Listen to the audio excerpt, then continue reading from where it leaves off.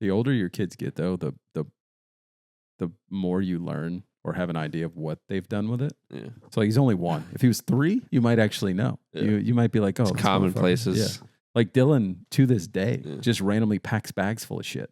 Why? There's a school bag full of her dolls, crayons, my PlayStation controller, a fucking a headset for something, some keys, and a chocolate bar. Zayden does it too. He goes get a suitcase from under our bed. I'm going on a trip. Fills it with all kinds of stuff, and he's just like walking towards the door. I'm like, bro, where are you going? He's packing his runaway bag, man. He's like, I'm out. I'm like, all right, bye. Did you ever fake runaway? Oh, a number of times, yeah. I actually did like runaway for like 4 hours, but I just ran to my school that was like a mile away and like hung out in the playground. Yeah. But my mom was like, go ahead, go. See you later. Yeah. I did it in Tennessee. Mm-hmm. We were at a Sonic, and my dad pissed me off. I said, I'm leaving. He said, bye. And I got out of the car, and I walked down a random street I'd never been on in my life. And I'm just walking for like 20 minutes. And then my dad finally pulled up on side of me and was like, get in the car. And I was like, no, I'm not. I got in the car. I realized that I knew where the hell I was. I didn't know what else to say there, so let's just go dark. He might be dead. We don't know. We need like a So I was talking when the guy can't give me my quote for my concrete. He was like, when you said your name was David Rainey, I thought you were this David Rainey that I do some work with in Slidell. I was like, it's not me, but it might be my dad. I was like, if it is, tell him I said, hey, I guess. He's like, but we do some work on the naval bases and stuff like that. I was like, oh, that's not him. He's not allowed there. Like, does it give me a discount? No. I was like, he's not allowed there. This is the Whoever Knows podcast. Dave Rainey doesn't know who his dad is. That's how we're starting. His name's David Rainey. I can tell you that. His name is David Rainey. I don't know if I've ever told you. I think you know this. I used to work at Wendy's in Slidell. There's a Rouse's right next door to it. Right where we were the other day when we went to 7 Brew. Mm-hmm. There's a Rouse's right there. There was a Wendy's right next door, which is, I think it might be 7 Brew now. Well, it was a little further down. It's like a Chinese spot. No? You're right. Yeah. So anyway, I worked at that Wendy's. And one day somebody came in and told me I looked just like this person that works with them at Rouse's. Interesting. I was like, oh, I was just thinking, oh, it's somebody that looks like me or whatever. And then I had the name tag on, and he's like, his name's David too. Turns out he worked next door to me for years, for like 3 years. Like your actual dad? Yeah, worked next door to me for like 3 years. No shit. And you just never? I never knew. I never went over there. Never had any I think I went walk through there one time just to see if I happened. I wasn't going to say hey or anything. Would you have like a Spider-Man moment? No, I wouldn't even said hey. I just wanted to see if I had, because I assumed I would know who it was him like right away. Like if I saw him, I assumed it'd be like, because everybody says he looks just like me, like even today. So I assume I would know who it is from a distance, and I wouldn't have said anything, but I was curious. I think I went walk through there one time, but that was about it. It's so crazy. Like I'm hearing you say this, and in my head, I'm trying to put myself in that situation, and I can't even fathom. Like I don't even know. It's crazy. Yeah, like I've talked to people about it, and like most people are like, "How could you not go over there?" I'm like, I was like 16, 17 years old at the time. I was like, I've gone 17 years. Like I'm cool. Like right. like I don't need to go see. Yeah. So also maybe I'm just weird. Like I don't care. I don't. What it is. I don't think it's weird at all. I think for me, like, so type of person I am, when I hear people talk about random situations about their life, I always try to connect, always, no matter what it is. Even when I hear like murderers did some crazy thing I'm like, well, if I were them, I'm not them. I'm not. And I have to realize that. And it's the same thing here where it's like, I don't know if I didn't know one of my parents and I heard they were next door and I hadn't seen them for 17 years of my life. I don't know what I would do. I don't know how I would feel. So I'm just hearing it and I'm just kind of taking it in, but I'm also trying so hard to be like, well, if I was in his shoes, but I can't. So it's just crazy. I mean, if we want to get deep about it for a minute here, my thought process was always he never reached out. Yeah. And I'm the kind of person that like, if you don't, this goes for family members I have today. Like if you've never reached out to like try to get to know like my kids or whatever, like I don't care if you ever see them for the holidays or things like that. So that's how I've always been. If you've never reached out to try to be like, hey, I'm so-and-so, I'm not, why would I? Right. It's a two-way thing. And it's like, I don't know. It's the same thing with like my friends. All my friends that I'm close with, like they've reached out to me to hang out at times. I reach out to them. If I have friends that don't reach out. Like, I don't feel bad when I don't reach out to you or to hang out or whatever. So it's just, that was always the thought process. It was just like, it is what it is. And I was like, I don't know. Maybe I meet him and my life goes to shit and life is good. So that was my whole thing. Like, I don't know much about my biological dad. He was out the picture when I was 3 years old. He could have showed up to court. He didn't. My dad took custody over me, obviously, at that point with my mom. Same thing. Like, he obviously hadn't tried to reach out in forever. You know, I've looked him up randomly just to see what he kind of looked like. There's always something in the back of your mind, like, you know, maybe I do want to meet him. Maybe he has another son or another daughter. Maybe I got a half brother or half sister out there. But then the other part of me is like, obviously we distance ourselves from him for a reason. So I don't want to go there and something happen or him just try to put something in my head that I'm just going to piss me off immediately. Yeah. So first of all, two things. I didn't know that either. Like, I'm just assuming that the dad that I met of yours was your dad. So all of this is news to me right now. No wonder you guys have so much in common. Sad dad stories. But the second thing is, like, it's so interesting. Like, as you get older, the thought you had about, like, maybe he says some things that pisses you off, right? In the last 10 years of my life, I've heard stories of things that I looked at differently growing up. And now I hear them from, like, my dad or my mom or, like, even a grandparent or an aunt's perspective. And I'm like, holy shit, that's what happened? That's why we did this? Yeah. Like, I heard a story the other day about, like, how my dad got in an argument with somebody at church and, like, basically was like, you're a hypocrite. And, like, I always thought we just stopped going to church because, like, my mom and dad split up and my dad was in a rough place and he didn't believe in God anymore. No, he got in an argument with somebody at church, had a falling out, cursed each other out, and we just stopped going. I had no idea there was a fight. And there's, like, all these little things, though, aside from that I pick up. And it's like, you know, if you do meet your dad and talk to him and he shares some random story, it's like, is that true? Did it, like, what the fuck happened? Right. And that's the other thing. It's just like, I'm not afraid of meeting. And I think I'm at the point in my life with my family and my kids, like, it would just be a cordial meeting, at least in my head, how it would go. It would just be like, hey, you know, you hadn't been there.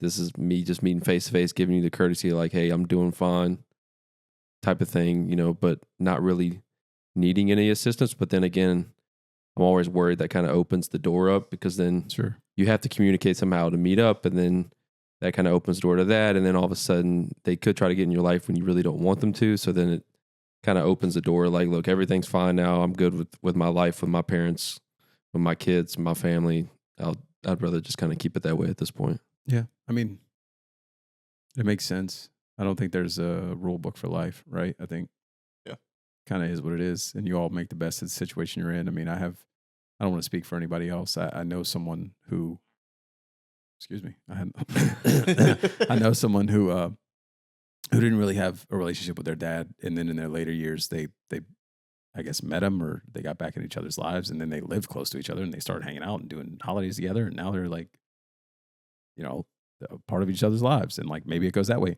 Maybe it doesn't. Yeah. So, and again, it's all situational. I mean, it even happened with my wife, you know, her dad was never really in the picture for most of her life. She grew up with her mom and her stepdad. And then as she got later in life, closer in high school and in college, he kind of rekindled that relationship. And now they have a great relationship. They have a great relationship with our boys and the entire family. And it's like he's restarting all over again and it's worked out great. Yeah. Some people, they're not as lucky to have that situation. And then on the opposite end, some people want to reach out and are curious to say, hey, I haven't known my dad forever. I'm going to do everything in my power to meet him up and give him the chance. And I guess it just all depends on what kind of person you are and what you're willing to go for, I guess. Yeah. Yeah. Different flavors. Man. Yeah. I've the only like kind of, so my whole, I had this, I know, I don't want to get into why we don't associate with him. Sure. But that's okay. He, I mean, I would tell you, I just don't want to say it here, but you know, but he,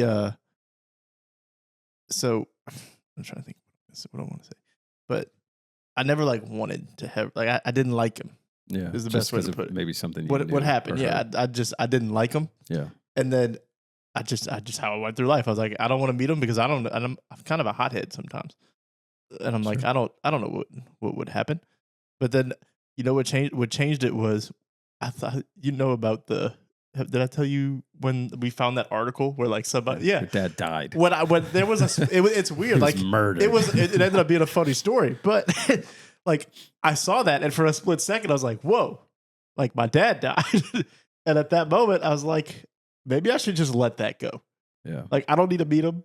We don't need to be cool. I was like, but I think I should probably just let that hate go and just be done with it. Clean slate, whatever. So that's kind of where I'm at now. It's just like he exists. I'm good. I'm sure he's doing all right. Everybody's cool. But I had to let that go because I think it kind of.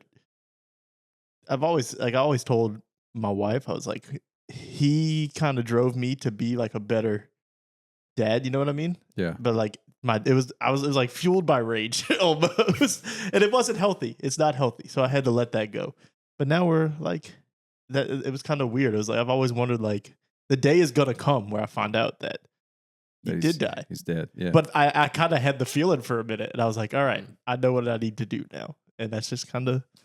It was weird that you say that though, because somehow randomly we were talking about a similar subject like this with my family and everything, and I had looked it up, I think, to show my wife, and my biological dad's dad had passed away, and so you had seen like the church, the obituary, and like he's survived by his son, blah blah blah, and like my biological dad, and then I'm like, and then I literally saw like the whole history of like that side of the family, they're like survived by his two sons, this and this, right. And you're like, man, there could have been like a whole nother like side of that life that I could have had, but I mean, it is what it is. There's reasons for the way the universe worked itself out, and seemed to work itself out so far. So. Yeah.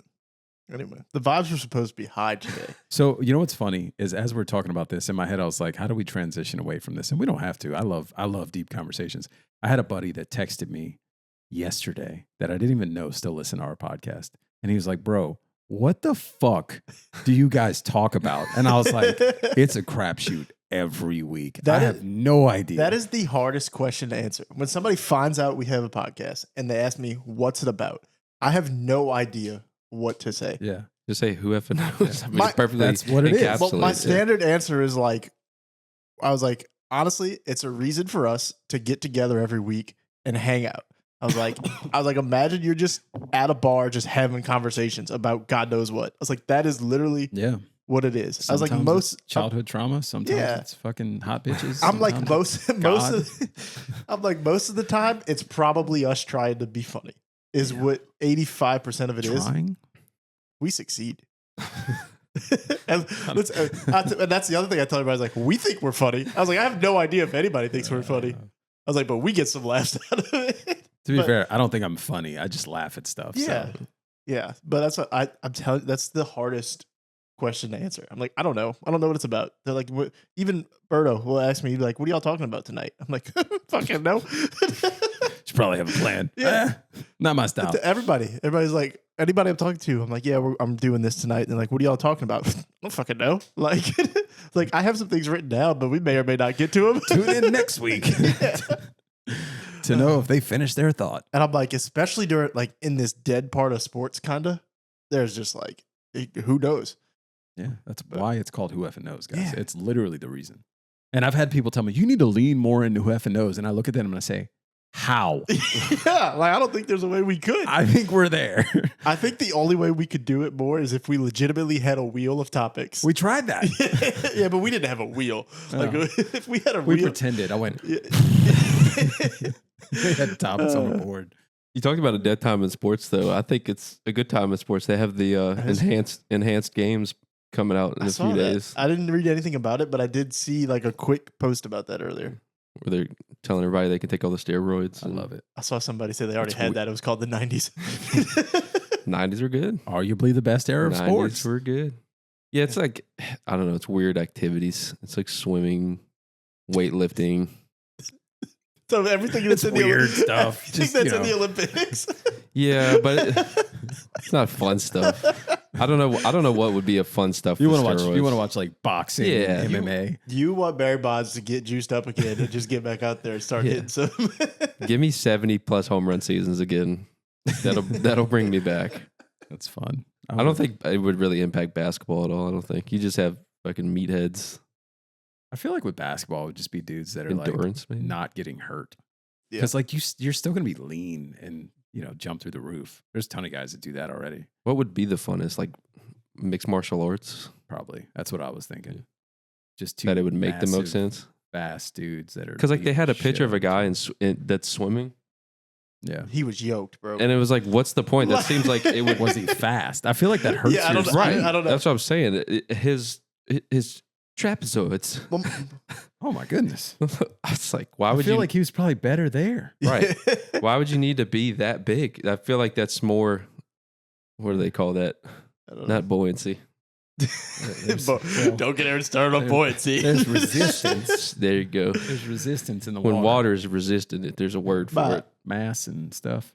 I don't think he would do anything for baseball either. And that was always my argument, like in favor of like Barry Bonds. I was like, even if he got stronger, you still have to hit the ball. Yeah. Like, I mean, I get that it gives you a little more strength if you make contact. Sure. Maybe there's a couple more balls that go out that don't. But this dude wasn't hitting like little balloon pop-ups to go over the fence. No. I mean, listen, we don't have to talk about Barry Bonds. I think you know where I stand on Barry Bonds. I don't think, did it elongate his career? Probably. Yeah. Did it keep him healthy? Probably. But also, he was in an era when the pitchers were juicing. So, like, I don't want to hear it. I ain't worried about that. Bowling would be kind of funny. Just fucking jacked up, dude.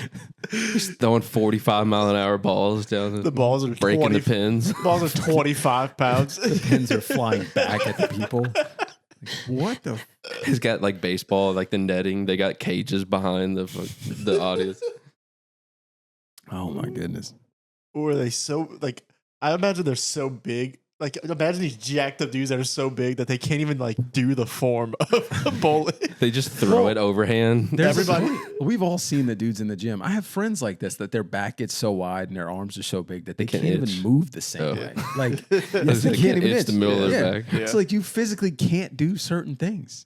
Why are we doing athletic events? Do you think they have problems like sleeping on their side? Probably. They probably Just sleep like- on their back the whole time. Just look like they're dead. it's funny you say that. So both of y'all have seen Courtney's dad. Oh, God. We I don't. feel like I'm offending him now. No.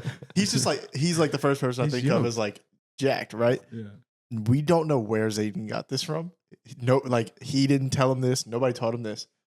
The other day, we're all sitting there, and he goes, "Pops walks like this," and he puts his arms out. He just starts doing this, walking around the house. And now every time he sees him, he just walks next to him. Like just bowed out. I Right. love that. Roasting them but we up. I don't- love that. Somebody had to teach it to him. We don't know who, but it's the funniest thing. Also, this is the second week in a row. It's hot as fuck in this room. I'm not hot. Yeah, right I'm now. good, man. I think it's It's just you. me, man. You might have high blood pressure, bro. I think you said this before, but Let me check. you need to go back you on that. get your blood work done. It's that milkshake you Get had. I go to Yeah. the doctor like every 4 months. Yeah, he sound healthy. It's only been It's every 6 weeks. well, the last 2 weeks. You might have a problem. Maybe you should stop going for milkshakes before you get here. You want to guess what flavor it was? I could saw Yeah. cookies and cream or vanilla or something. Cookies and cream. You know what's funny? I was at the store, just roasting you a little bit more here. I was at the store the other day, and we walked down an aisle, and there's the oatmeal like dippers.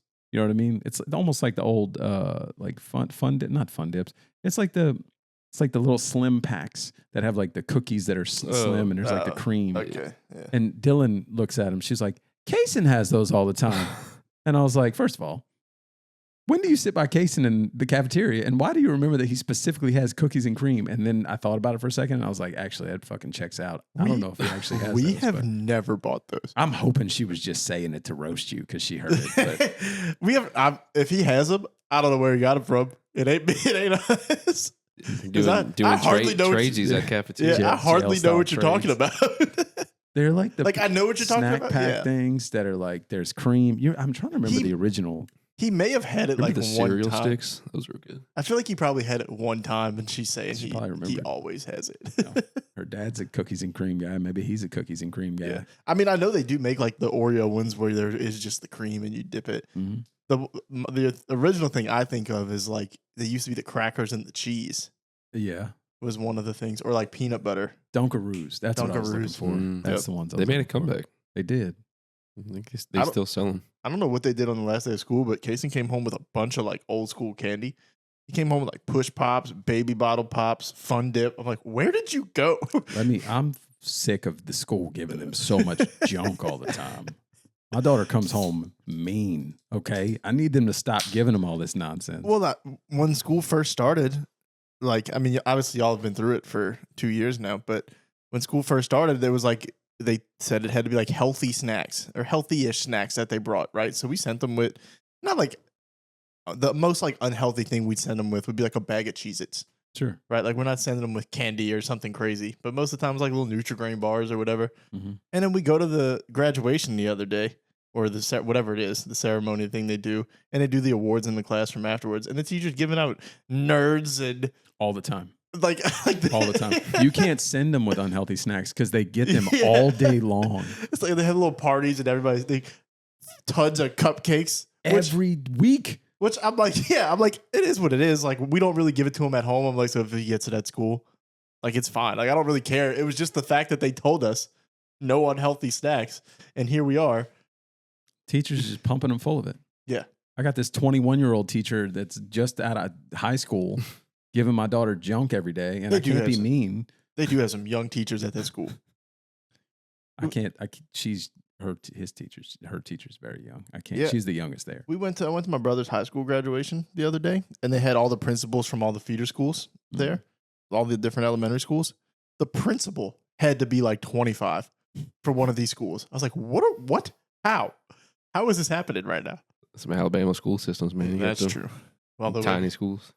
We can't talk. Our school system's not much better. No, dude, 600 kids in this class. Wow. 600. Just pushing them through. Oh, my God. What are their test scores? Let me see them. Did they actually graduate? They're worried about athletes in Alabama. He ain't worried about test scores. We got to get them to Bama.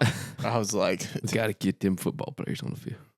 That was the most, like, I've never been to a graduation where they didn't even have like a guest speaker or anything. It was like the valedictorian and the salutatorian gave their little speeches, like 2 minutes, and they names. They're like, we're getting through this shit quick. We were there it took them an hour and like 15 minutes to get through all the kids. They had I don't know if it was a high school graduation or a college graduation. They used AI to announce all the students' names. Yuck. And like destroyed all the names and pissed off all the parents. So then the principal had to come by and like, this was the first time that we tried to use AI to announce the names. We're sorry. And like, did no one? She was getting booed out the stadium. Yeah, fuck her. Like using AI, that's the funnest part, man. She'd be fired immediately. It's like the old days. A substitute teacher comes in and tries to pronounce names, and it's just get to correct them. Jake Wellen. Yeah. Real or fake student? Real or fake. That pisses me off because, I mean, I don't want to give a bad name to like teachers and principals everywhere, but I feel like at some schools I've gone to with my daughter, some of these people are so dumb. I'm like, how are you leading the children? Like, you are supposed to be the example. And I feel bad. I'm like, I don't want to judge you, but like, I am concerned. You can't get your own shit together and you have no idea what's going on. And you got all these, and maybe it's because you got all these kids around. I don't know. But like, I'm like, yo. So like that one, I'm like, you wouldn't think to just test it first? Yeah. Listen to 2 names on the list before you run it through? Nah, whatever. It's good enough. No, they probably did, but they did the easy names. Oh, like, you know what I mean? Like Jacob Scott? Yeah, the Smiths. Adam they ran it through Williams. The Smiths. That can't be messed up. Start getting apostrophes in there. Start throwing stuff a little out the window. Hate it. Hate it. I had some topics if you want to get into it a little bit here. I've got one too, whatever. Oh, I like to nominate a drink as my top 3 favorites. Oh, okay, there we go. There's the rest of it. I'd like to nominate a drink. I'd like to nominate a drink. I'd like water. I feel like that's like a Kanye West moment. Like, I'd like to nominate a drink. It was like a drunk toast at the wedding at the very end. Like Ron White steps on stage at a tater salad. Yeah. Okay. I'd like to nominate this here beer. Anyways, Joe, the women in my life would. What drink are we nominating? And for what? Yeah, just as a top summer drink, and I'd like to nominate Bushwhacker. Yeah. Well, yeah. Seconded. I respect. I went on a little golf trip and took a little hour drive by myself and lived a sad single man life, and went to the beach by myself, played in the water by myself, went to hang out, sat at the bar by myself, ate some food and drunk some bushwhackers, and drunk quite a few bushwhackers. Did you make any friends? I did make a friend with this English lady. I bet if you're alone in a bar drinking bushwhackers, you better have made a friend. She had no clue about any kind of seafood in Louisiana. She was clearly from England. And she came in and was asking the lady, like, do you have anything that is good for seafood? And she's like, well, we got these shrimp. And the lady, I'm like some of Forrest Gump, we got these shrimp for you. She said, okay. She's like, she's like, are they boiled or are they sea? And she's like, well, we have them either hot or cold. Or you can eat shrimp a lot of ways. Yeah. We got them hot. We got them cold where you have to peel them. And she's like, you just have to take the tail off. She's like, what? And she's like, yeah, just, pinch the tail off. She's like, okay. Well, she got the shrimp, but it was like boiled shrimp and it had the seasonings. She opened up. She's like, oh my. And then she needed gloves. So then she had the gloves and was like peeling the shrimp and made a little friend. I was teaching her how to eat the shrimp, but it was a good time. I had a good old hangout. I'm sorry. Very so kind.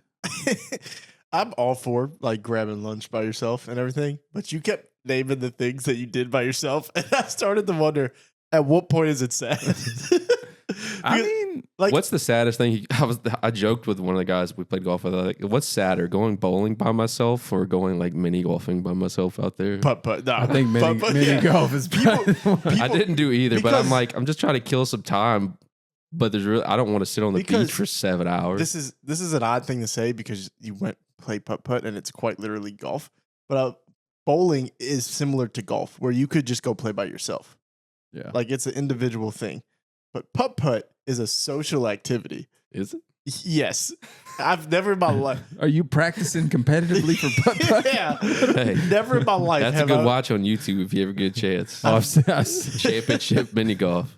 They go to Vegas, man.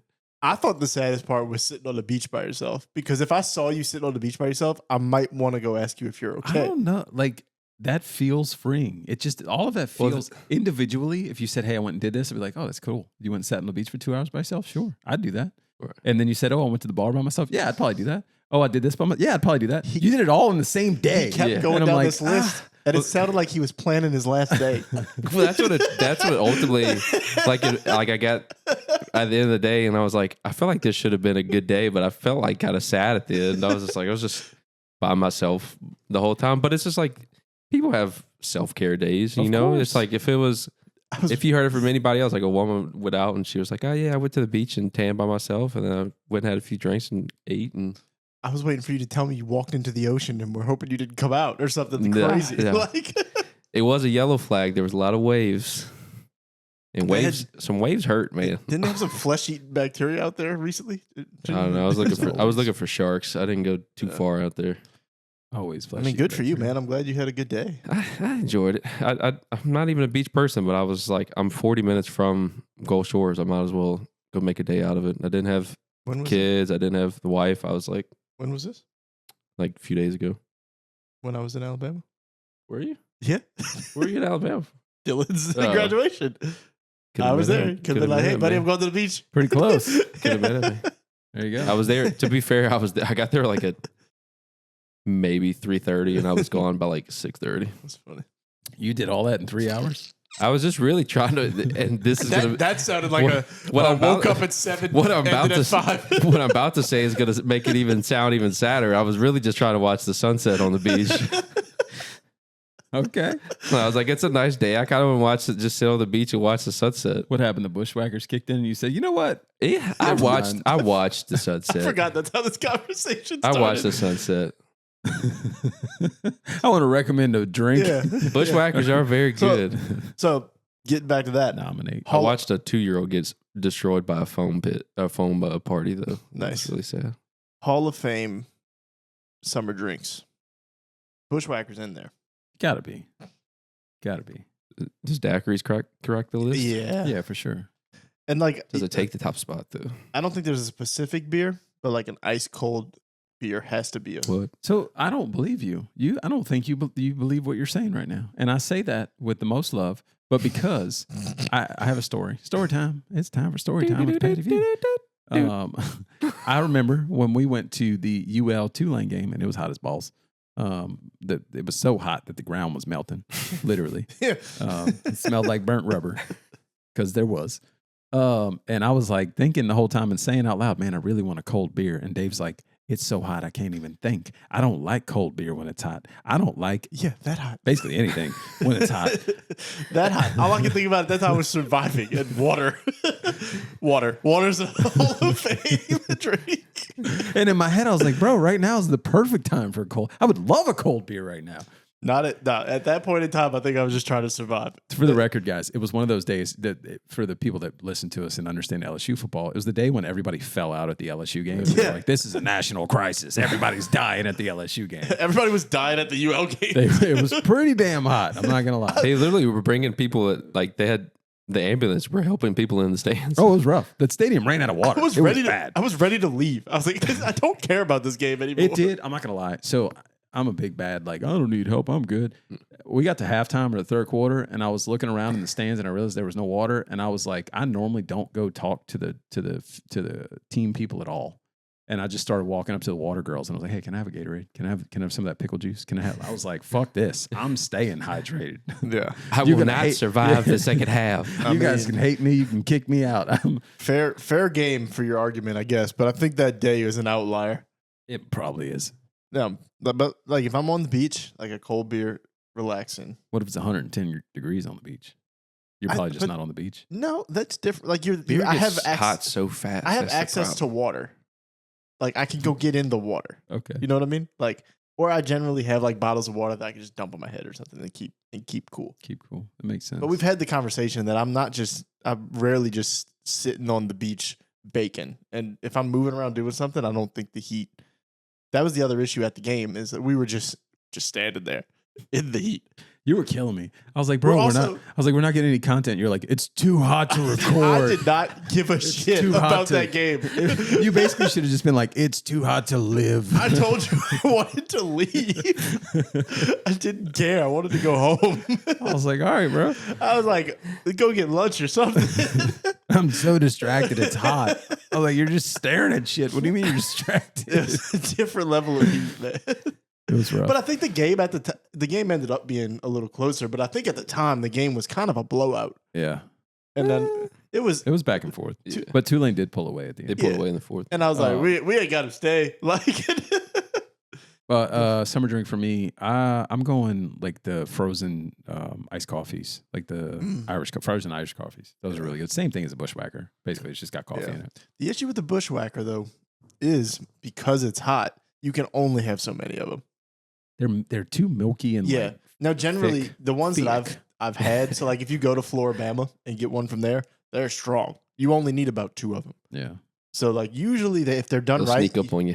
Yeah. Normally if they're done right, you don't need a lot of them, and you don't get to that point. I'm going to Pensacola in like 2 weeks, Navarre Beach, and the place that like invented the Bushwhacker or touts that they invented the Bushwhacker is like 15 minutes from where I am. So I'm thinking.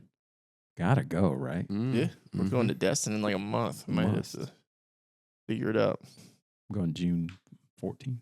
Something like that. I think I'll be there the week after you. Oh, just missed you. Yeah. Just passing in the night. Just some little beach boys, man.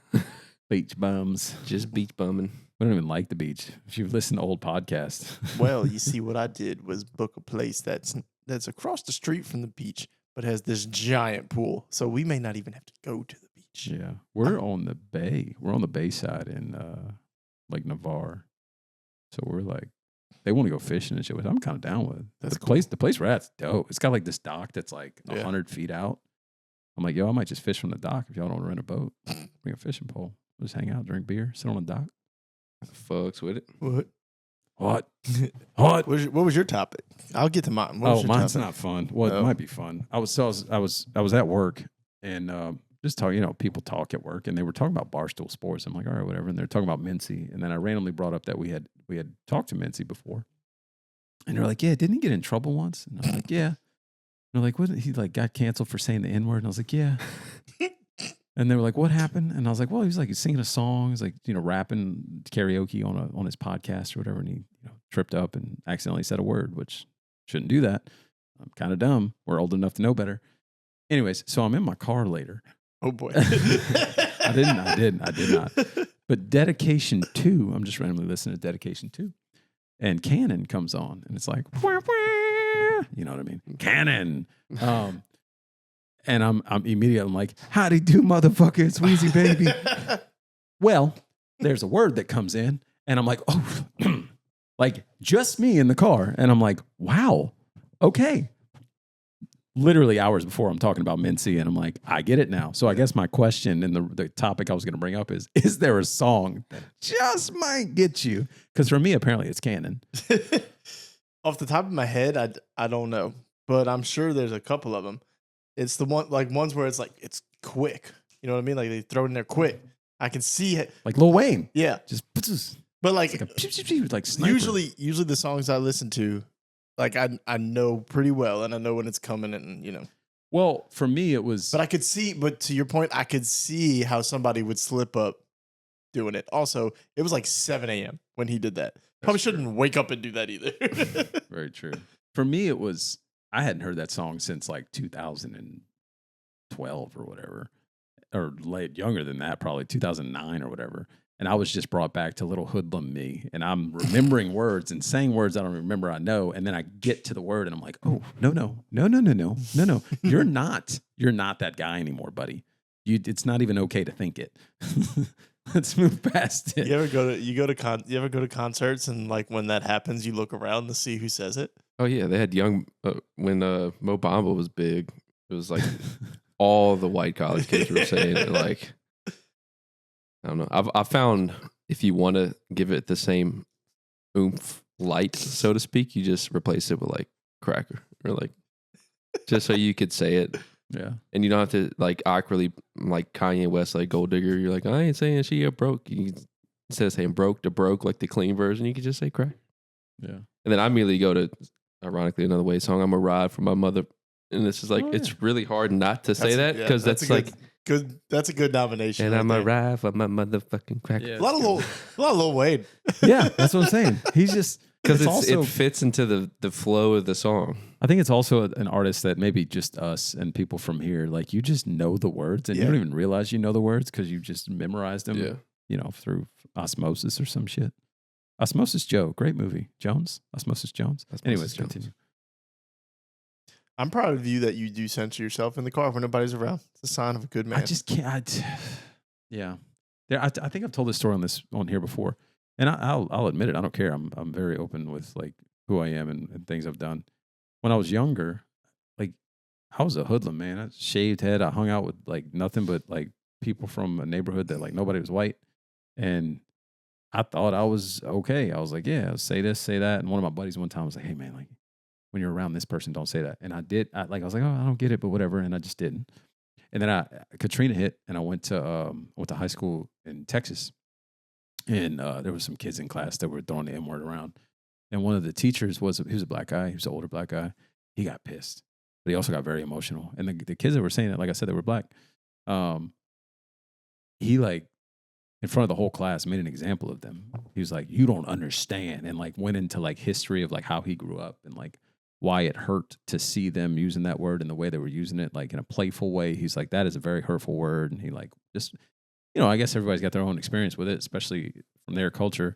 But I think I learned in that moment, and then as I got older, that it's not for me to decide if it's okay or not, because I don't know if I'm hurting somebody. I don't know what their backstory is. I don't know, like, even if one person says it's okay, even if I grew up in the hood, right, which I kind of did, and even if it was okay with all my childhood friends, which it was to an extent, it's not okay to everybody else. And like, they don't know the intent. And like, I don't know. I just decided to just shy away from it. Like, it's not something I'm gonna do. So, but they had Theo Vaughn. He had a podcast. The last episode he had with Mike Tyson, and Mike Tyson is like telling him to say it on stage, and he's just like, I don't think I should. And he's like, no, come on, say it. He's like, say you're a lover, and he's just like, are you asking me? He's like, I don't really know what's going on right now. Just like he was saying everything basically not for him to say it, and then eventually he like gave him the pass, and he did say it, and he censored it out. But it was just like Mike Tyson is telling you to do it. I guess you You kind of get. Yeah, I might be a little scared at that point. Like, all right, bro. All right.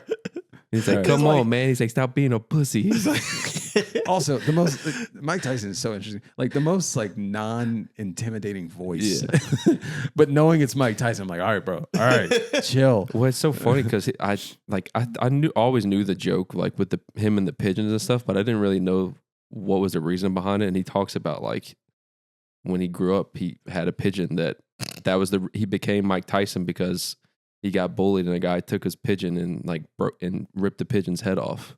And then he said he beat the kid's ass. And he said that's really what started his mindset of like, he got in that fight and then he just that's all he wanted to do was fight and fight.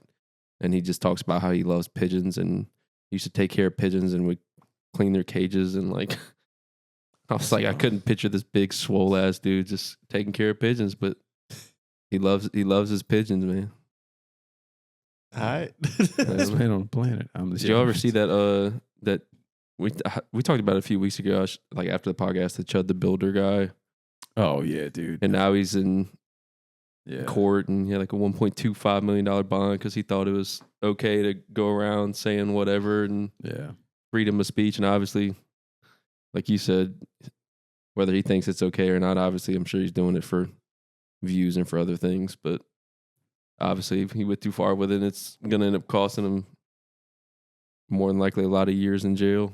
Good. He's just a troll. He's literally just a troll. He's just saying shit to rile people up. And if he heard me say that, he would just jump on that and say some things to me. And like he's just a troll. You can't feed trolls. Mm-hmm. Obviously didn't work out for him. Well, you're going to get your ass beat eventually. So this would have been a good transition from your hangout with the English lady. But I wrote down something the other day and it was, if you had to take a foreigner to an American restaurant for the first time to show them America, right? Like to give them the feel of what it's like to be in America, what would it be? Outback Steakhouse. It's bad. My first reaction was Texas Roadhouse. It's not a bad. So my I don't have an answer, but like the thought process for me is something with a massive portion sizes. And actually, my answer would have been Lambert's. That's a good one.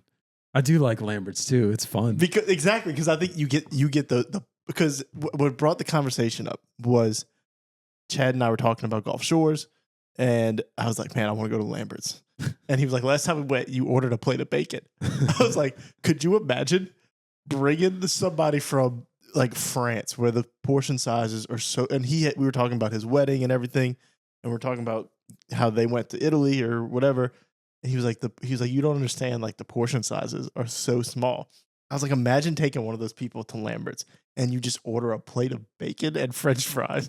And it's like, I don't know if you've ever seen it. It's massive. It's called the hog jowl. And it's like, and it's not like little thin pieces of bacon. They're like only like this long, but they're like, it's ridiculous. I'm like, imagine, and then you're sitting there eating and they throw bread across and that's, as you're explaining this in my head, I'm like picturing, so like you've got this foreigner and the bacon gets set down and he's like, what? Why? And then somebody next to him walks up and he's like, fried okra? And he's like, what is this?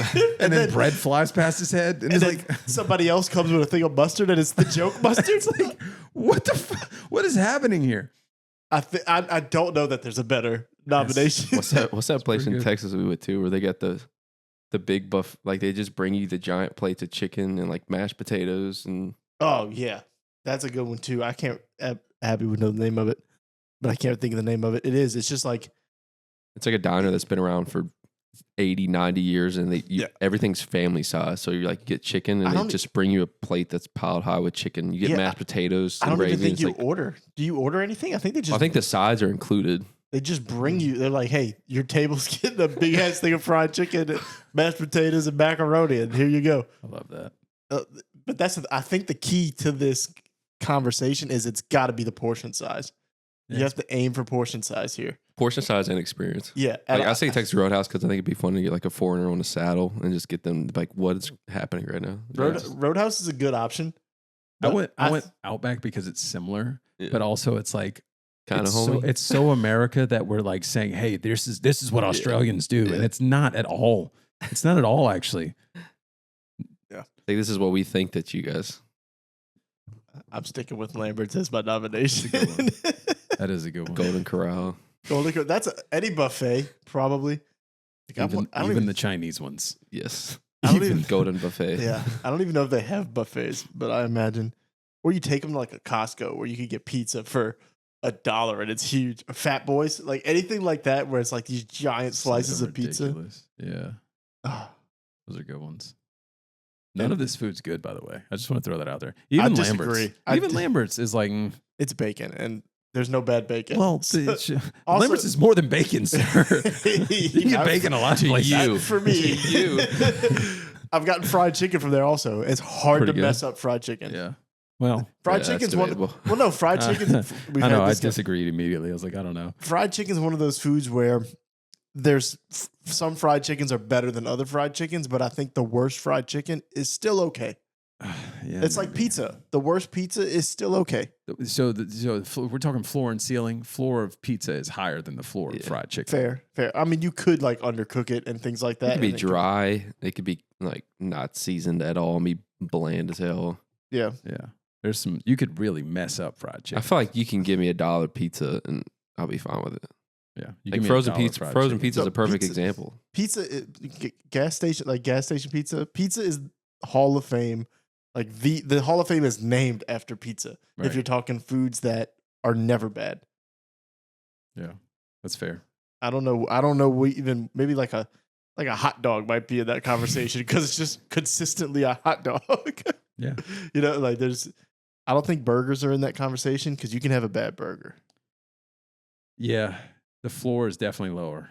But burger, you know what? Now that I was talking it out, burgers might be in the same same thing as fried chicken. Yeah, because you're saying dry.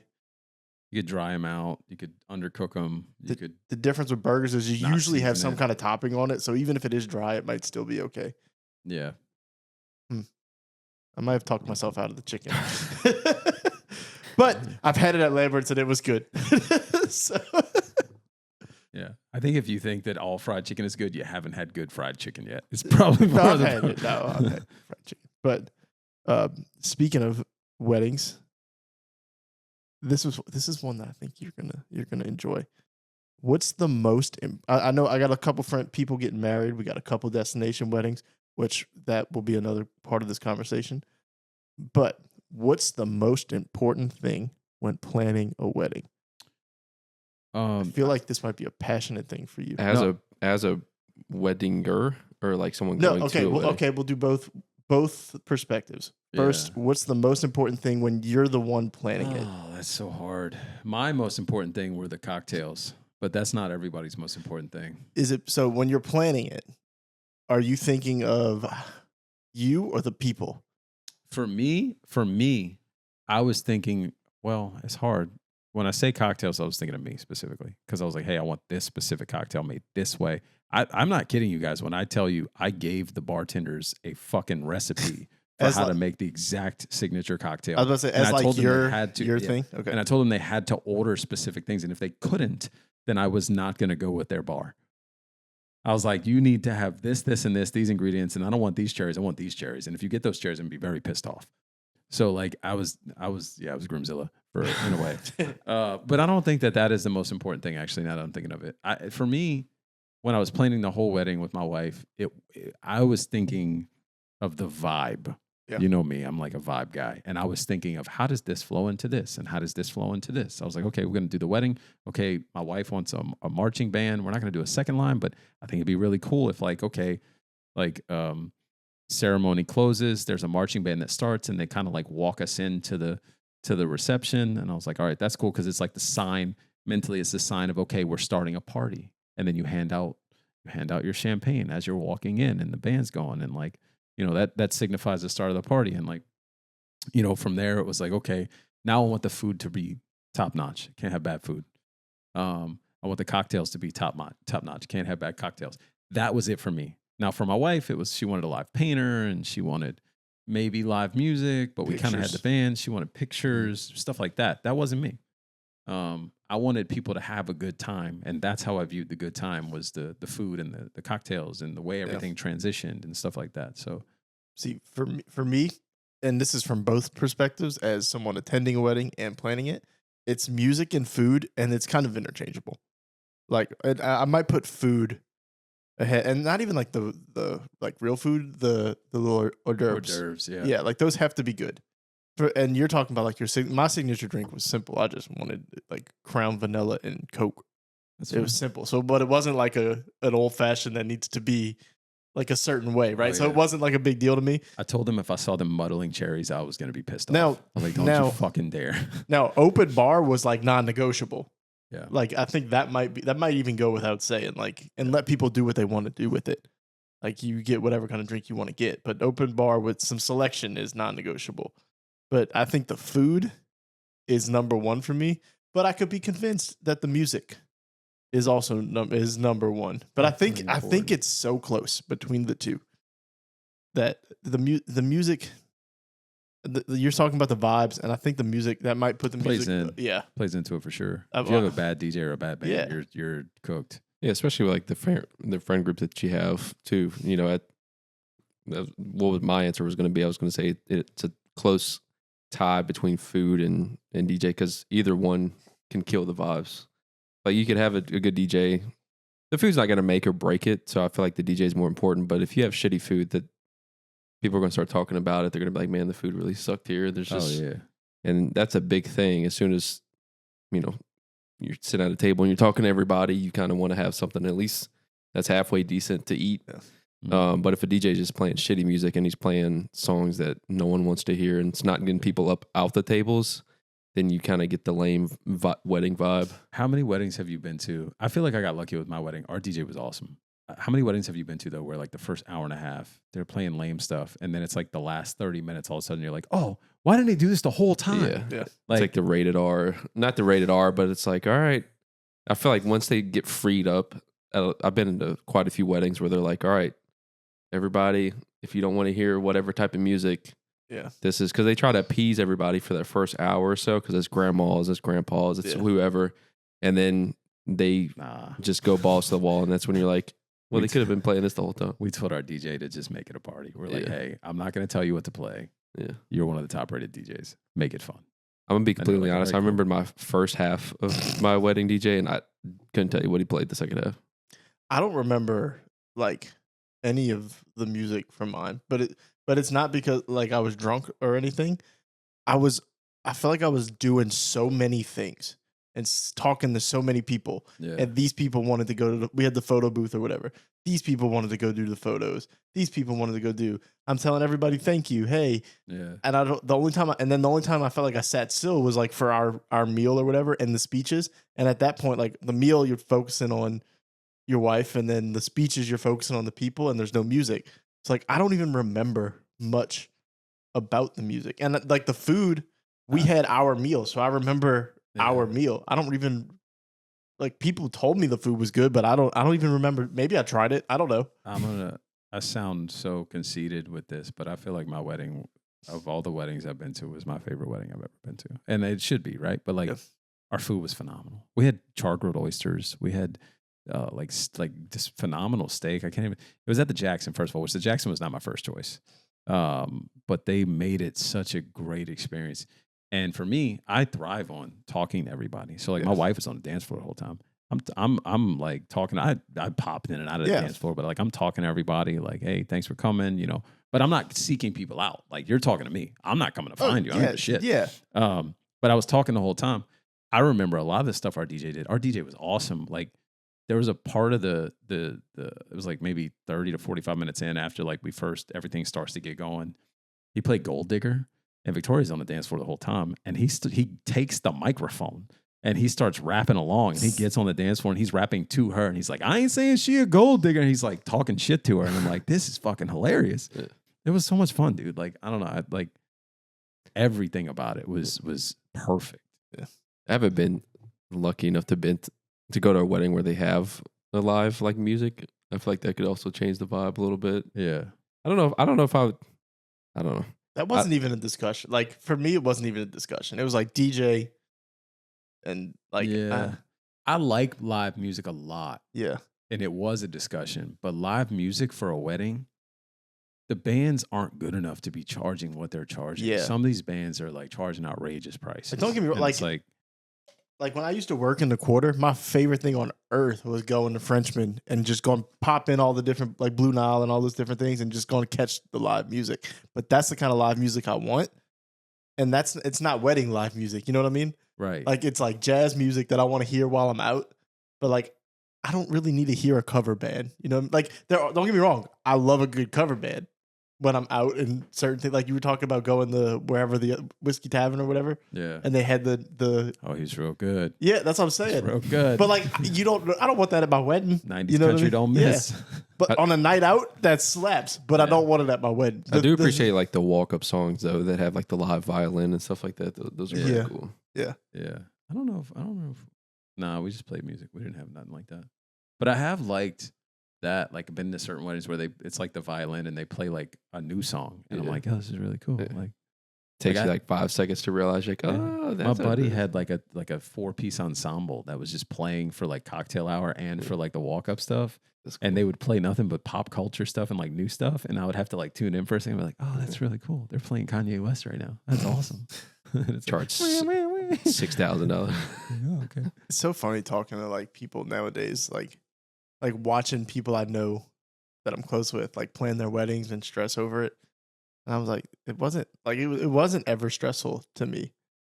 It was just like I don't know about you. The stressful thing for me was that other people had opinions. And I eventually, I'm not going to lie, Victoria and I both, with each other's moms at one point, had to be like, you don't have to be a part of this. Yeah. Like, this isn't your wedding. I'm going to let you know right now. The only the only things that we ever had, not even like arguments over, it was like the size of like the people. Because I was like, anybody I'm friends with, like I want there. Mm-hmm. You know what I mean? Like and not like somebody I played pickup like flag football with a couple times a week. Like I'm talking about like real. I was ready to tell some of my family they couldn't come so that my friends could be there. Yeah. And then like that's when like my grandma and them would come and be like, no, you have to invite so and so. And I'm like, yeah, I you don't have to even invite my 4th grade friend that you've never met. Yeah, why? I'm like, I don't even think I could pick them out of a lineup. I've never met them in my life. I'm like, I'd Trust rather. me, we had 5-6 people like that. That was the thing where and then it was like, okay, we got to cut it to this many people. I'm like, but I want to invite so many more. Like, I don't know about you, like, but the wedding too, like, eventually you get to a point where like, you're like, okay, I'm paying for this number. And then the wedding gets closer and you realize you're not going to hit that number anyway. Like you invited that many people, 10, 15 people are going to drop off. So like last minute for my wedding, I was talking to people the week before that I just randomly ran into and I was like, yo, you want to come to my wedding? It's next week. You're more than welcome to come. Or like the day before I ran into like an old buddy. I was like, I don't know what you're doing tomorrow, but like I'm getting married. So yeah, that's how it was. Like, so my wife's dad paid for everything. And then as it got closer, he was like, it was more, that's the aggravating part. They were just not really asking us that they're inviting people. They're like, hey, we're going to invite blah, blah, and blah, blah, because, you know, blah, blah. And it's just like, I don't know who that is. And then they throw well, we're paying for it kind of thing over your head. And it got to a point like where me and my wife were like, look, we'll just go to the courthouse. Like, we'll get married. Like, this is, if you're just going to hang that you paid for it over our head the entire time, like, that's not what this is about. And I love Victoria's mom, but that was one of the first times we kind of came to blows. Was like we were at like a birthday party for her grandma, and she was telling us something we had to do. It's like, you have to do this, and I was like, well, I don't want to do that. Yeah. And she's like, well, we paid for it. So the second she said that, I kind of snapped because I'm an asshole. Yeah. And I was like, you can have your money back. You don't have to pay for anything. I'll pay for it. It's fine. Yeah. At the time, I had just got a big payout from like a acquisition of a company I was with. So like I had the money. So I was like, I don't give a fuck. You take your money. You don't have to pay for shit. We had I'm sure you remember it. The priest was telling us like, if anybody who shows up with drinks or shows up drunk, he's like, I won't do it. And I was like, this was at the rehearsal. Like we already got the paper. Like, we're married now. Like, we don't need you here. Yeah. Like this is technically for show. You know what I mean?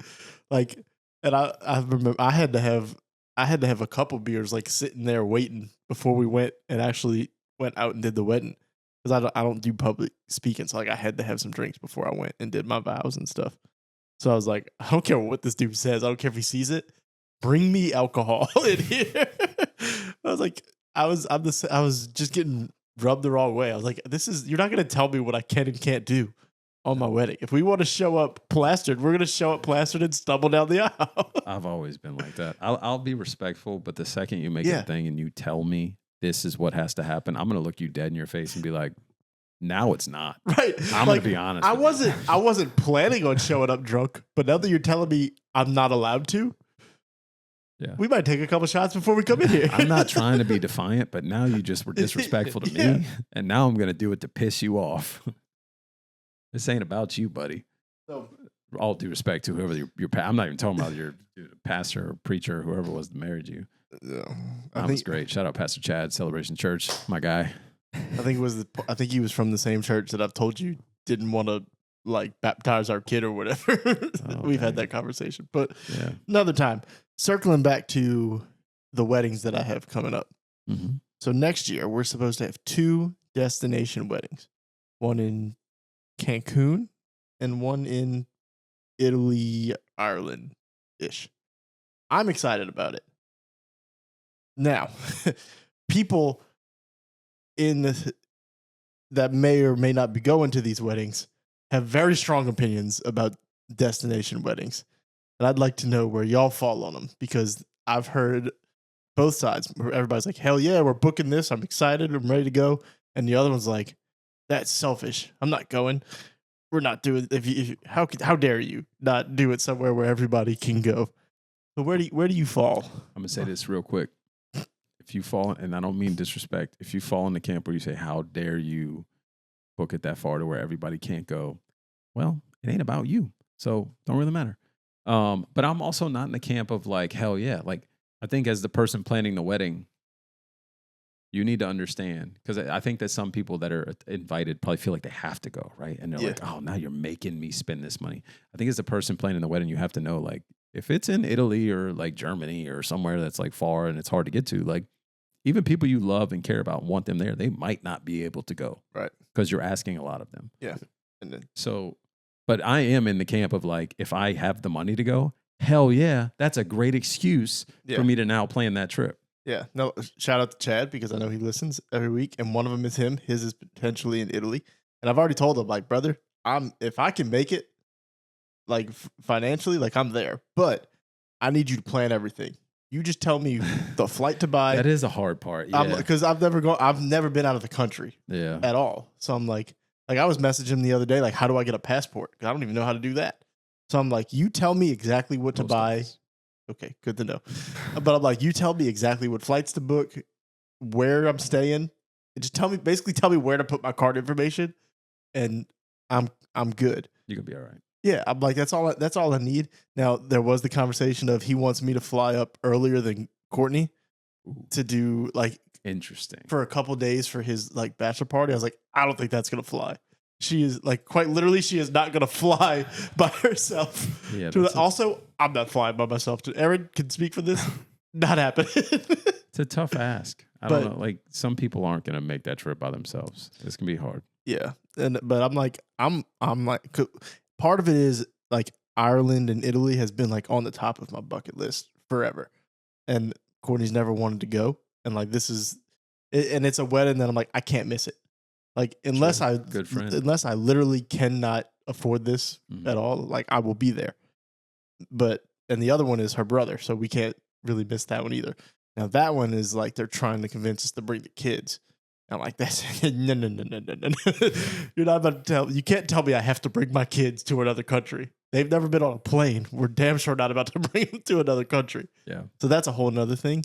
But yeah, I'm excited about it. Like, I say one is significantly cheaper than the other. I would imagine the Cancun one is much cheaper. Mexico's a lot easier to get to. Yeah. Although like he said that it's not that it can be cheaper than you think. Not that it's cheap to get to Italy or whatever, but it can be a lot cheaper than people think, and that's what they're going through the trouble of planning it for everybody, where everybody just has to be like, swipe your card. I think the main expense is your flight. Yeah. Most of the other stuff is very, very cheap. Yeah. Well, he was even saying like he wants to do his bachelor party, but maybe the wedding is in Italy, but the bachelor party somewhere else, and he's saying once you're out there, flying from place to place is really cheap, like $50. So it's just the flight there and back. It's also closer. Like people don't understand. We say this as Americans, like America's huge. You don't realize how far it is. Well, it's the same thing over there in the inverse. Like a lot of stuff there is very close to each other. Well, it's like when it's in the somewhat same vein. Like the Steelers obviously play the Saints in Paris, and we had joked like, "Oh, that'd be fun to go to." And then now, like we could be in a situation like we may be in a new house. We'll have some equity from the house. Like Alex will be able to.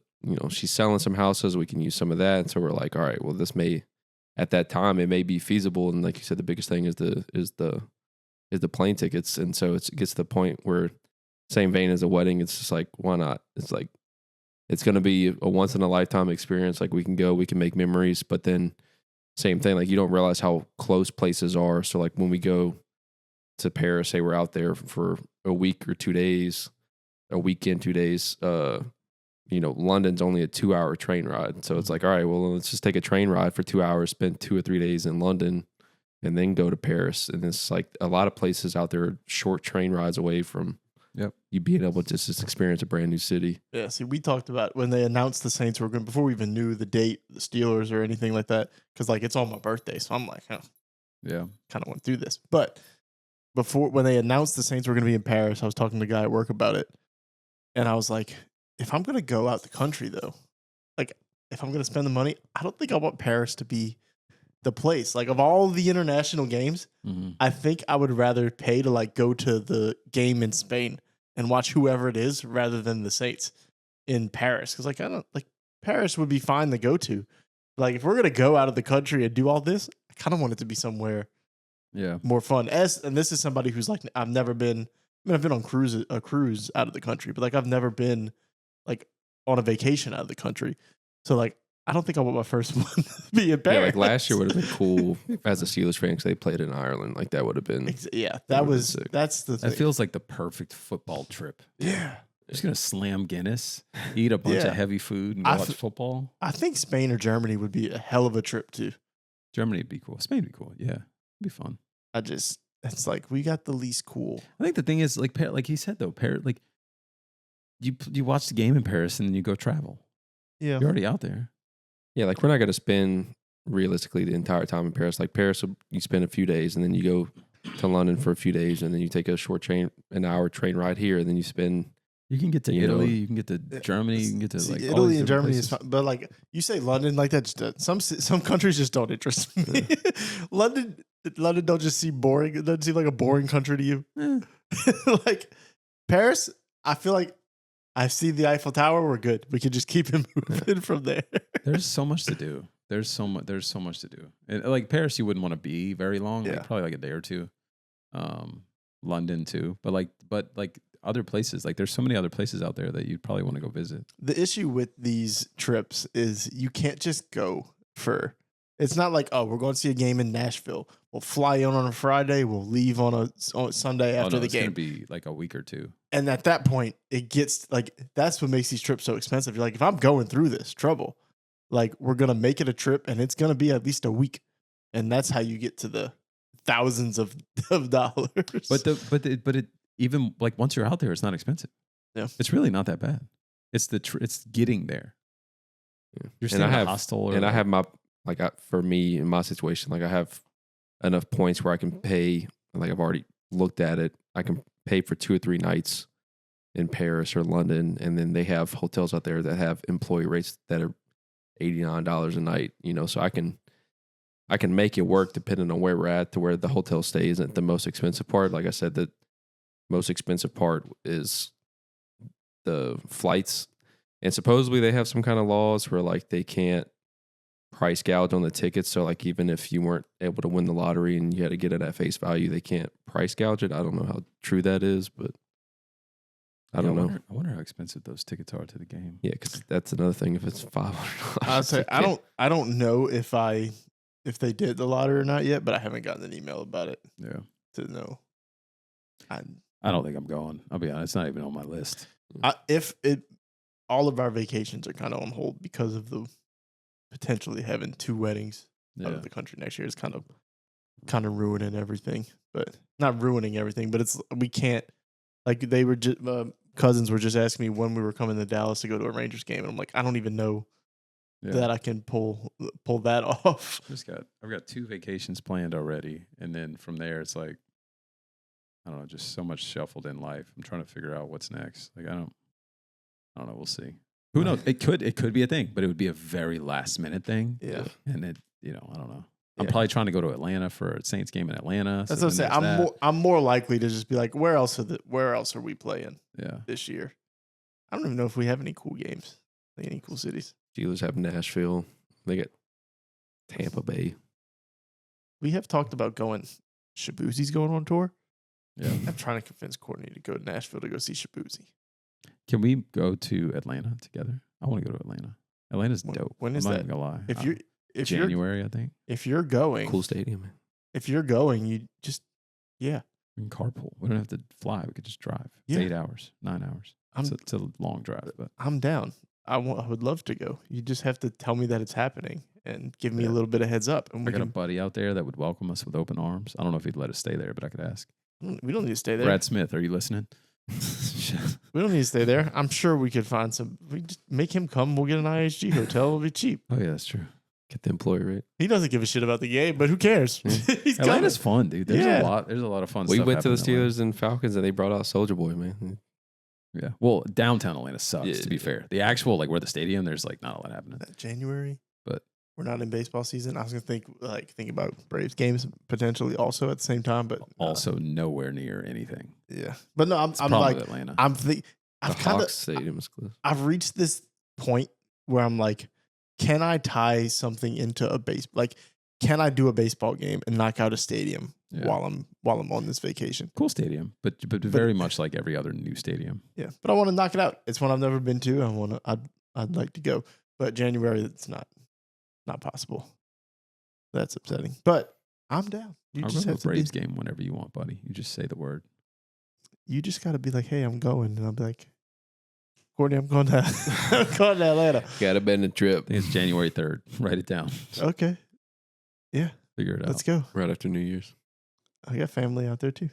All right. My stepdad lives out there. Sold. Maybe not Atlanta, but he lives in Georgia. Somewhere around Atlanta. Yeah. Decatur. Maybe. I don't know. I could even be like my brother and sister might even want to go. Yeah. We could do this. I'm in.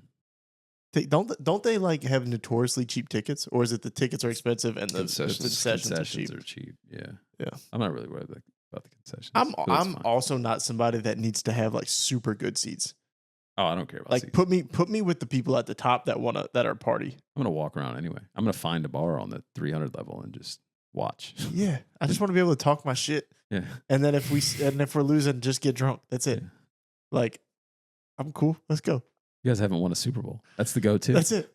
What? Yeah. What? That'll still be relevant January 3rd. It will. Yeah, it will still be relevant January 3rd. Yeah, well, you guys have been bad for the last 5 years. Great. I'm going to go out on a limb here. They're not going to do it again this year either. So, yeah. Hey. 2 a season, baby.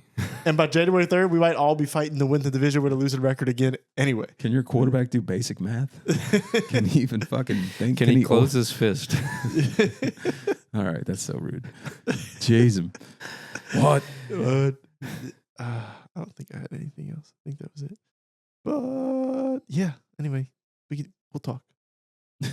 We'll talk. I did have one other topic. I don't know if you want to get into it or not. I don't care. I got nothing to do. I want to know a food that you hated as a child and grew to love later in life. What brought this on was Brussels sprouts. Because, brother, I love me some Brussels sprouts these days. I'm telling you. And you wouldn't have caught me dead with Brussels sprouts as a child. It's a good answer. I had those. So Kinder's put the Kinder's the season or whatever. They had all these new frozen things where it's like it's Brussels sprouts, broccoli, and then they come with like a little it's like sauce packet, right? So it was like the Brussels sprouts, you air fry them, and it comes with a like Kinder's balsamic glaze thing. Fire! What a cheat code! Fire! Balsamic glaze is fire. Yeah, like Brussels sprouts was the answer, and I don't know if there's another answer. It's a good answer because I feel like everyone as a child hated Brussels sprouts. Yeah. And I think it's because our parents just didn't know how to cook them. To be fair, the way they're cooked now, no parent would serve those to their children. No. They were boiling them in hot water. Like, I will eat just... with a little bit of salt if you're lucky. I will eat just like air fried or grilled like salt, pepper, garlic, Brussels sprouts, and they're fine. Like it's nothing special, but it's not something that's life changing. But when you start finding these restaurants that do Brussels sprouts the correct way, when they throw 500 grams of sugar on them, when they no longer taste like Brussels sprouts, when they add at all. bacon and sweet sauce, hell yeah. So maybe Brussels sprouts isn't even the answer. It's just they added bacon. No wonder you come over sweating. Yeah. But you talk about eating plates of bacon and milkshakes and Brussels sprouts. He's not wrong though. Brussels sprouts and like burrito tacos. Or honestly, I didn't have those as a child. honestly, like Mexican food in general for me. What kind of household did you grow up in? Did you get burrito tacos? Yeah. Mexican food in general for me. My great aunt Imelda. She was. Yeah, my aunt and I used to make these burrito tacos. I feel like burrito tacos weren't even around when we were kids. That was the point. You say burrito tells me they were not around. I don't order them that way though. How do you order them? Burrito. Oh yeah. Yeah. Birria. What did you say the other day? We were eating something and you're like, what was that? I don't remember. You said something like with an accent. I probably did. I can't help it. I just do dumb stuff. I'm a dumb guy. I was talking about tacos and beer. Were we at tacos? Yeah, you said something at tacos and beer. Whatever you ordered. He did. You did stop us in our tracks. You're like, whoa. Who knows? It's probably something that whatever kind of taco you ordered, probably. Probably. I don't know. I have no idea. Carnitas. Oh, I probably was carnitas. Yeah. I was like, what was that? Anyway, do you have another nomination besides Brussels sprouts and bacon? That's a good one. That's a good one. That is probably the answer. I think Brussels sprouts are one that like every child hated, and now probably a lot of adults like. Not all of them, some of them. For me personally, it was red beans and rice. I did not like red beans and rice growing up. Fair. My dad cooked it all the time, and I hated it. And then I don't know, something happened when I was like 16. I was like, I love red beans and rice. I think they're phenomenal. But now I can't even cook good. I was like that too, but it was because I was always having the bad red beans and rice, like the school version where it was just literally beans and rice. And I'm like, this sucks. And then you start getting the right one, like the sauces and the ham hock and all that stuff. And you're like, all right. That's the thing. Like I lived with my grandma always, like growing up. Like I'd spend some days with my mom. My grandma was in the better school district, and they would like in Chalmette, they would come check. Like they'd come knock on the door sometimes. So wow, it's a shock. I know it's a shock that they care, but I'd stay with her all the time, and she makes like the badass red beans. So I grew up on good red beans. So I never had that. I don't know. Maybe it was the school red beans that turned me off. My dad didn't make bad red beans. I'm going to be very clear. My dad made good red beans. But my dad did in his older years, after I started to like them, he loved pickle meat. He put pickle meat in his red beans, which is fine. A lot of people do that. But like the pickle meat he started putting in was like salty as shit. Yeah. And he would also add a lot of salt. And now he's got high blood pressure. And I think that's why. And I didn't mess with those red beans. I didn't like those. I have another one. Alligator. I liked alligator as a kid. Not like directly. I wasn't like, oh, let me eat fried gator. But I had alligator sauce piquant when I was 7, when I was randomly camping, and I thought it was phenomenal. And like ever since, anytime gator was offered, I was like, yeah, I'll eat it. I like that with bell peppers. Like that's a good nomination. I love a good like stuffed bell pepper. Yeah. Stuffed bell pepper, like a jalapeno popper. I'll be honest, because my family didn't like hunt growing up, any kind of like wild game. Like when I like venison or like once deer. Deer in general. Yeah, when I work, like once I started working where I work, and I worked around people who hunt all the time, and they'd bring in deer jerky or they'd bring in all these things. I'm like, I'd try it, and like I like all of it. Like I never ate any of that as a kid, so it wasn't necessarily that I didn't like it. Like I think I had duck as a kid. Like with travel baseball, we had somebody who liked to hunt, and I liked it. But like I was never exposed to it because my family didn't. Like my family didn't even fish, which is weird. Like we're from everybody in Chalmette hunts and fishes, but we didn't. Like I wasn't exposed. I didn't eat seafood. I still don't really eat seafood. Like I wasn't exposed to any of that. So like it wasn't that I didn't like it, but as I grew up and people were just like, "Hey, I made this. Try it." Like, yeah, I like this. I enjoy it. It's good. It's crazy to me that you grew up in Chalmette and your family just didn't like the Chalmette culture. Yeah. Well, a lot of them they love some Rockies. Like we do love some Rockies, but like Jeff. What did you eat at Rockies? fried chicken and macaroni. Okay. Veal parmesan, things like that. Okay. Yeah, I could see that. But like Jeff fishes and stuff now, but like we'd fish in the canal, but like we weren't, you know what I mean? But like we weren't fishing and going. I mean, they would in the dark. Yeah. You and me go fishing in the dark, lying on our backs and counting stars. Sorry, buddy. Like they'd order seafood when we would go out to eat, or we'd go to Rockies and they'd get like shrimp po' boys and things like that. But yeah, it was really like the hunting. Nobody hunted in our family. No. So yeah. Didn't live the Luke Brown. Talk about pickle stuff. Like I don't really like olives, but I do like it on like an olive salad, like on a muffaletta. I hate olives. Jalapenos is one for me. I've came to love some jalapenos on some nachos. That was the thing where I was like, I think some sandwiches. As a kid, I just didn't want spicy food, and like as I've grown up, I'm like, yeah, give me some. At Hangout, I got me it was a burger with cream with by yourself, right? By myself with pepper jack jelly on some cream cheese and bacon and some jalapenos on a burger. That sounds real nice. It's pretty good. It's pretty good. You know what? You might. Whoops. Jesus. You might have heard of it. You remember in the French Quarter they had that burger place, Your Mama's? I do remember Your Mama's. That was my favorite burger for the longest time. That was one of the places like we told all the tourists to go when I worked there, but it was like hole in the wall. Yeah, everybody loved it. They used to have. I never tried it, but everybody swore by it. Peanut butter and jalapeno burger. I remember that. And I never tried it. I was like, there's no chance you're getting me to eat this burger. But everybody swears it was the best burger. People loved it. I need to try Bubs. I heard Bubs is pretty good. It's okay. Right. Yeah. So the place that I go get, we get our haircut now is next to it. Yeah. And what has ended up happening is the money that I've saved from going get my haircut there, I just called the Bubs. I go walk. I'm Bro, like, I always go. I don't want to hear a damn thing about you sweating when you come in my house anymore. To be fair, I'm not sweating anymore.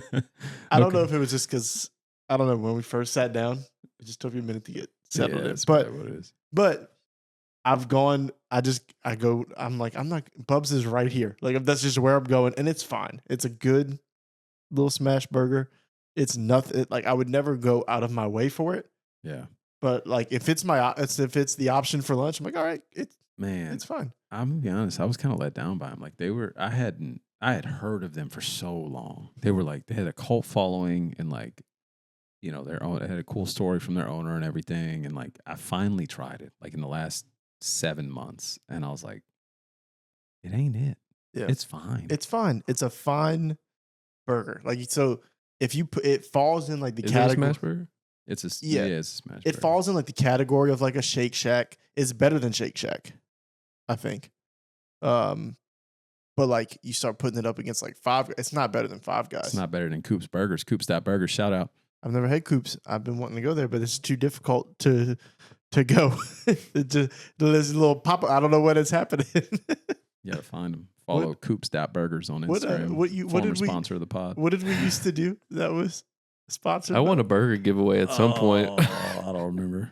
Coop's that Burgers. We did do a giveaway with them. I think we did a giveaway. I can't remember what Tyler. What thing we used to do. There was a segment we used to do. I don't remember what it was. Was it overrated, underrated? Somewhere where you had to like retweet or share to get it, but I don't remember what it was. But no, every week it was when it was just him and I. This is when we did it outside.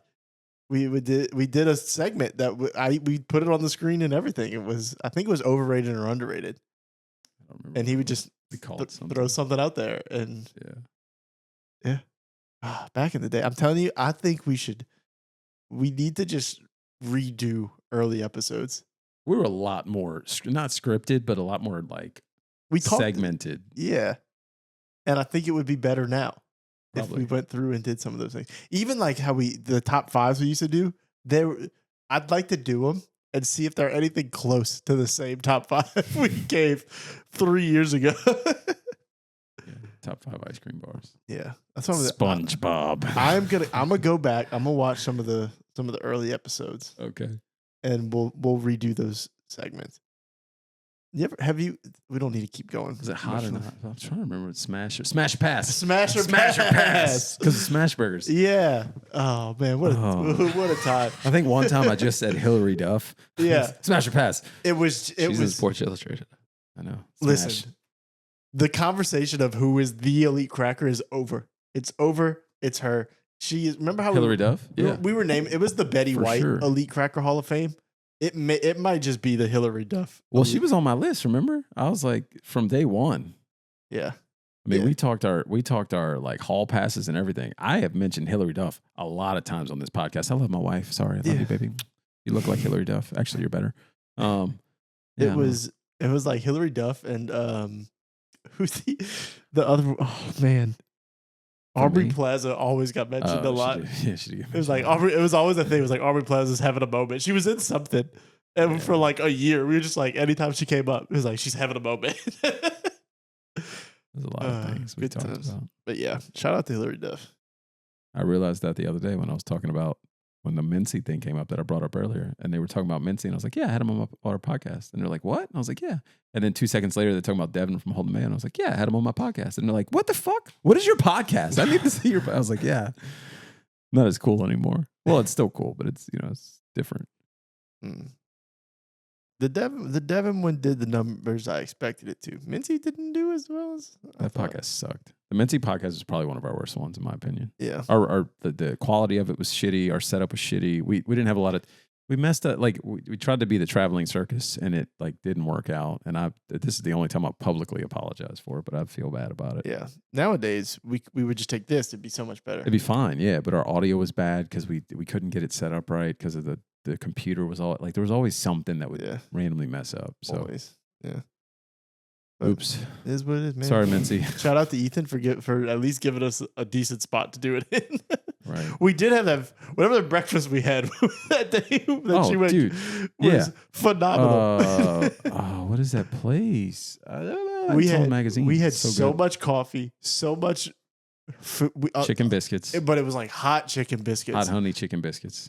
So dude, we were throwing down hot honey chicken biscuits. Mincy tore those up, bro. I love Mincy, but when I tell you he left with like a stack of like 4 of them, he's like, I'm gonna take this. My stomach was hurting because of some of the food you got. It was good. I don't even understand why the thought process behind getting so much food for the 3 of us. I don't either. I really don't either. Dude, we had gallons of cold brew coffee for no reason. I think in my head I was like, well, we need to appear professional because we have Mincy coming. We didn't need to fear. But hey, here's this GoPro. Right. Hey, we're fully catered, but we're recording on We a had GoPro. the other camera at the time, but we had the other camera and the GoPro was the second camera, so the quality was not the same at all. I don't even know if we had the lights. I don't think we did. We had some. We had to use the light from the window. We had the box lights. Oh, yeah. What a time, man. We've come a long way. We have. Anyway. Gallon coffee and hot honey chicken. Doo-dooing all over the place. It was good food, dude. It's really good food. Molly's. Yeah. Molly's food. Rise and Shine. That's part of the reason why our credit card is where it's at right now. Oh, my God. Because in the early days, we were like, fuck it. So stupid. We were idiots, but it was fun. Good times. Worth it. No regrets. Anyway. Still idiots. Yeah. To this day. Nothing changed. Anyway. Do you think, Aaron? Thank you guys for listening and going on this field trip with us through all the ends of the earth and the years. We love you guys. Until next time. Bye. Kisses.